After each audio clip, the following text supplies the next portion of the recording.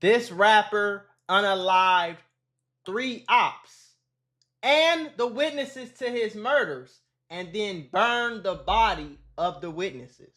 FBI, open up! Ooh, I don't know.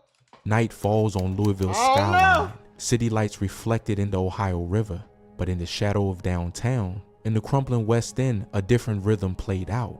Once a quiet pocket of middle-class neighborhoods, this corner of the city has seen homicide rates surge in recent years. By 2016, Metro Police reported over 45 homicides in just 8 months, twice the previous year's total. Law enforcement warned that Louisville had at least 25 distinct gangs operating within its borders. Gang members are contributing to violent crime, including homicides, Police Chief Steve Conrad later told city leaders.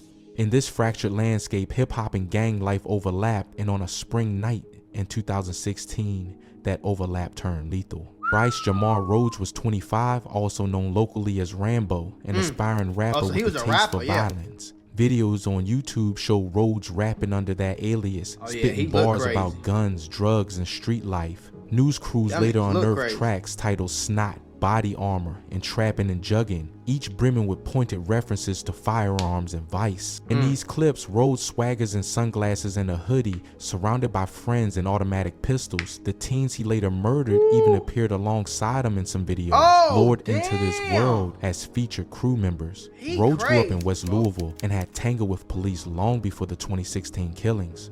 Prosecutors noted he had a history of felony convictions, including kidnapping, criminal confinement, armed robbery, and intimidation.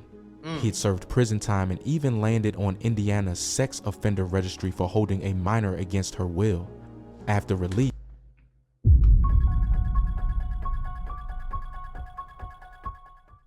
What the fuck? I want to put y'all on to some of the easiest money you'll ever make in your life. Freecash.com is a website that allows you to literally get paid hundreds of dollars just for playing video games on your phone. All you need is an email and a password. Follow the directions on each of the campaigns and you can earn at least $100. My personal favorite game to play was Sunrise Island, and when I clicked on it, they had a $370 bonus. I got $370 just for playing a video game on my phone. On average, it only takes about 17 minutes for most people to start earning money on freecash.com. So if you need some free, easy, extra money, go to freecash.com, click the QR code right here, or go in the description below and start getting that bag. You did? And he looked like one of them just weirdo, like, I don't know. Rhodes dove into music, using it both as art and street propaganda. On social media, he styled himself as part of the Dog Food Gang, posting that title on his Facebook page. Investigators later noted that Dog Food Gang appears to be a local spin on a California Bloods faction, tying Rhodes to a broader gang subculture rooted in Compton's Blood family. In short, the rapper lived a double life, chasing fame on the mic while running with a violent street crew. Rhodes' story did not emerge in a vacuum. West Louisville had long simmered with gang activity. Police archives show mid-2000 S crews like the Victory Park Crips, also called the Rat Pack, once terrorized the West End, killing innocent people in brutal ambushes. It's crazy how gangs really is in every city in Chicago. Like me, if I don't think I ever been to fucking Louisville, I don't want to go. But if I ever go to Louisville, I would never think like it's really gangs out here. You know what I'm saying? But it's gangs in every city in America, bro. And it's crazy how, you know, like, it's just crazy, bro. It's crazy. More local news here at 5. Federal agents are explaining why they are so desperate to find a pair of fugitives on the run in the Louisville area. U.S. Marshals and ATF agents tell us that Jacoby Summers and Jerlyn Horton are part of a new generation of the Victory Park Crips, a gang. Well, Doug, investigators believe that these two men affiliated with the Victory Park Crips gang is responsible for a large number of the fentanyl deaths in the city, which is why they're trying to bring attention to this case. Investigators tell me the sooner they get them off the streets, the better. By 2010, those old alliances had splintered, but new crews filled the void. The FBI and Metro PD warned that the city's drug and homicide spikes were fueled not by random chaos, but by gang networks driven by money and extreme violence. As Assistant Chief Kim Krasig admitted to city officials, Louisville's answer to gang issues is a resounding yes. Detectives explained that local gangs often cooperate on profitable crimes, blending turf lines. Their warfare is no longer the Hollywood-style shootouts, but the calculated execution of rivals or perceived traitors. Rose's own circle was a case in point. His dog food gang suggested allegiance to the Bloods culture, but investigators noted that in Louisville, are they trying to say that they unaliving they ops by making them overdose? God damn. What the fuck? Identity was fluid. Members drift between alliances if it meant drug cash or street cred. In any event, Rose's beat was the West End, near streets like Haight Avenue and River Park Drive, the very blocks where he would later strike. There were no diplomatic summits of gang leaders on the city council stage. Instead, street whispers and graffiti charts mapped out who ruled which corner. The violence, detectives warned, was at a fever pitch. By mid-2016, the city's annual murder toll was skyrocketing past similarly sized cities, and headlines were filled with drive-bys, stabbings, and innocent bystanders caught in crossfire. Under those lights, a young rapper with a pistol in one hand and a microphone in the other was ripe for tragedy. The murder of Christopher Jones. The killings began on May 4th, 2016. Around dusk on a quiet Wednesday, a 40-year-old man named Christopher Jones was gunned down on South 47th Street. He had been riding with Rhodes and two teenage brothers, 14-year-old Larry Ordway and 16-year-old Maurice G. Gordon, when shots rang out. A later co-defendant, Juan Carter, told jurors that he was trailing behind in a truck when Rhodes suddenly stepped out of the car and shot Jones at close range. Jones stumbled but managed to drive to the hospital where he died hours later. No obvious motive emerged. Jones had no known gang ties, but law enforcement now considered it a slaying inside this circle, not a random act. Less than 3 weeks later, on May 27, 2016, the bodies of the Ordway brothers were discovered behind an abandoned house on River Park Drive. A homeowner found two charred corpses in a backyard fire That was pit. the same little brothers that was in the back of the car. And they said somebody snitched on dude and said that this nigga crazy, bro. Somebody snitched on him and said he just hopped out the car randomly and fired the dude Christopher down and unalived him, even though he ain't had no ties to no gangs. Then the dude who got hit drove himself to the hospital with his two little brothers in the back seat. He caught the two little brothers, unalived them, and tried to burn their bodies, and they found the charcoal bodies in somebody's backyard, bro. Like, what is the fuck is going on? Late Sunday morning, and LMPD rushed in. The victims were identified as Larry Ordway and Maurice Gordon Jr., the same boy seen with Rhodes days earlier. And they little Autopsies boys, revealed bro. they had suffered dozens of stab wounds and massive blunt force trauma. Then, their bodies had been doused with accelerant and set ablaze. Investigators later confirmed Rhodes stabbed the teens, then burnt their bodies. That blood evidence suggested the killer had cleaned the scene, even tearing up the carpet in his own home to wash away traces. The carnage was unimaginable. Two laughing honor roll kids, the sons of a divorced mother, reduced to tortured, charred husks in the alley. That afternoon, police had enough clues to act. Witnesses at an unrelated shooting earlier that month began talking. Detectives obtained warrants and raided Rhodes' apartment on North Haight Avenue. In his bedroom, they found blood spatter on the walls, two knives, and a hammer tools consistent with the wounds on the boys. And Within he hours, was beating them with hammers? He beat and poked these little boys to death, bro. For really nothing. Just being in the back of the car. He didn't even unalive the dude because he was an op. He just popped him. Bryce Rhodes was in custody, charged with 3 counts of murder for Jones, Ordway, and Gordon, evidence tampering, and abuse of a corpse. He pleaded not guilty during his first court appearance. The judge set bail at $1 million. News of the killings shook Louisville. Crowds gathered around River Park Drive that evening. A child's bike lay abandoned near the makeshift memorials of flowers and toys for the dead brothers.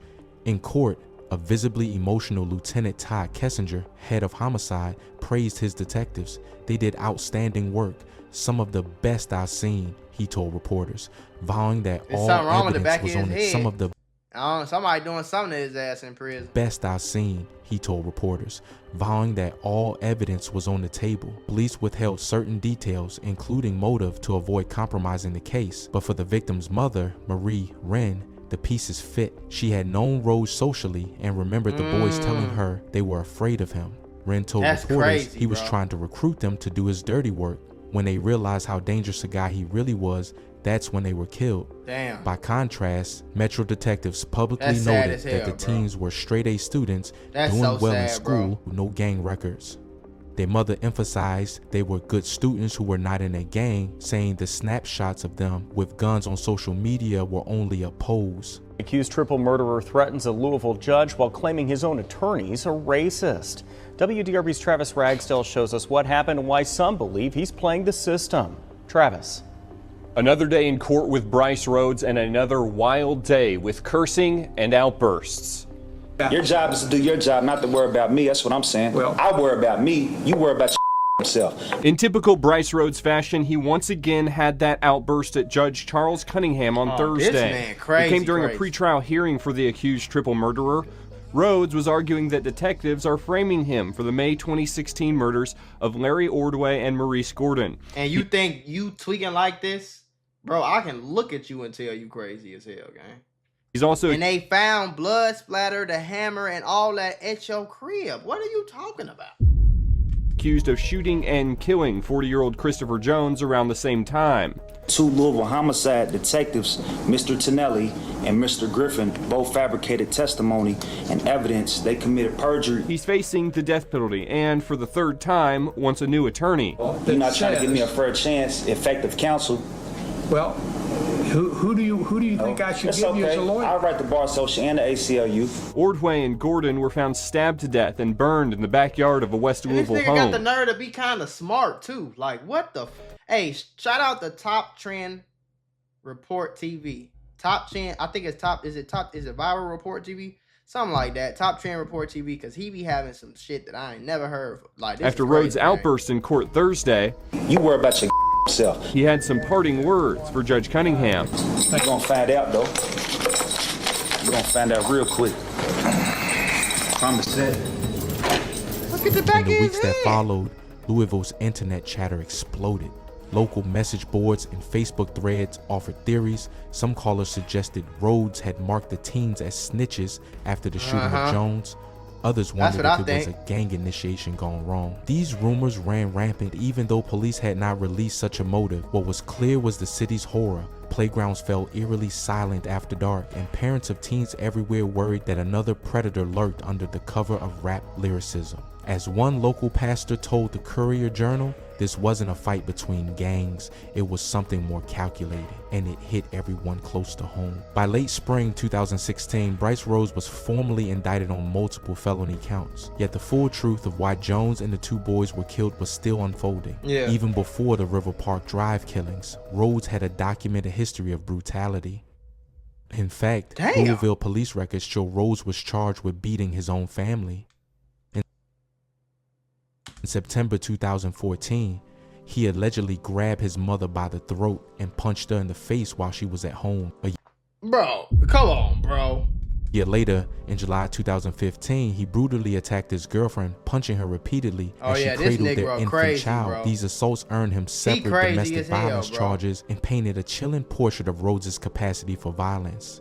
In short, long before the triple murder, Rhodes had already been convicted of violent felonies. Clark County, Indiana prosecutors later noted that his criminal record included armed robbery, intimidation, and criminal confinement, kidnapping. One Bruh. prior case involved abducting a minor, so Bruh. serious that Rhodes was placed on Indiana's sex offender registry for criminal confinement of a victim less than 18 years old. In other words, Rhodes had an established pattern In other words, he was crazy as hell and was supposed to be in jail any motherfucking way.